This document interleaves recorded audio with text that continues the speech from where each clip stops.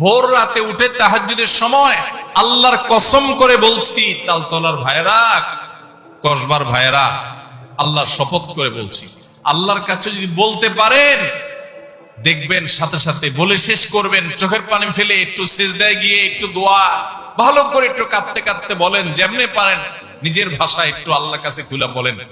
বলার পর দেখবেন নিজের মনটা অনেক হালকা হয়ে গেছে। আমি অর্থের কষ্টে আছি, আমি একজনকে বললাম ভাই অর্থের কষ্টে আছি, তার কাছে আমি ছোট হলাম না বড় হলাম?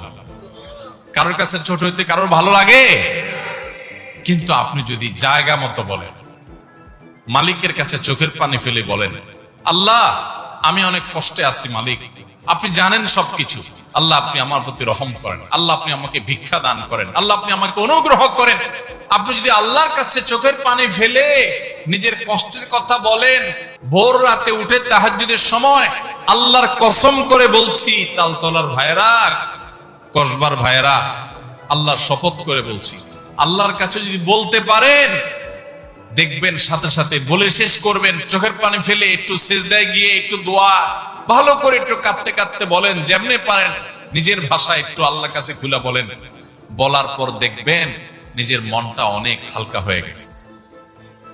যাদের জীবনে এই অভিজ্ঞতা নাই, সালহাতু সঙ্গে বুদি দিল খারাস আজমুদে এক জামানা খাকবাস।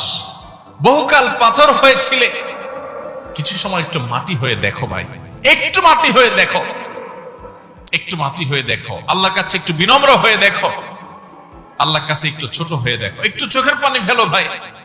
একদিন একটু ভোর রাতে উঠো, ও যুবক ভাই আমার, তাহাজ্জুদ পড়ে একটু দুহাত তুলে আধা ঘন্টা ধরে একটু কাঁদো আল্লাহর কাছে, আল্লাহ আমার চাকরি হচ্ছে না, দাঁড়ে দাঁড়ে ঘুরছি, আল্লাহ হচ্ছে না, তোমার কাছে অসম্ভব বলতে কিচ্ছু নেই, তুমি যদি জীবনের শেষ মুহূর্ত পর্যন্ত চাকরি না দাও, তোমার ব্যাপারে আমার কোনো অভিযোগ নাই মালিক, কিন্তু আমি তোমার কাছে রহমত চাই, দয়া চাই, অনুগ্রহ চাই। আল্লাহ আমাকে অমুক কষ্ট দিয়েছে, আমি কারোর কাছে শোনাতে চাই না, আল্লাহ তোমার কাছে বলে রাখলাম, তুমি আমার মনকে শান্তি দাও।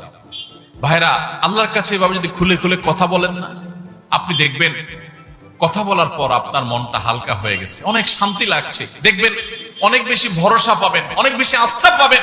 আল্লাহ শপথ করে বলছি, পরীক্ষা হলেও, পরীক্ষা করে হলেও আল্লাহর কাছে নিজের অভিযোগগুলো বলার অভ্যাস গড়ে তোলেন, চেষ্টা করেন।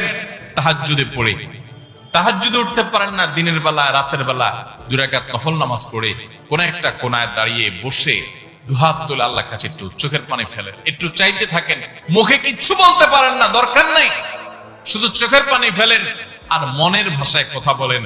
আল্লাহ তাআলা আলিমুম বিযাতিস সুদূর, অন্তরে মানুষ কি বলে সেটাও আল্লাহ জানেন।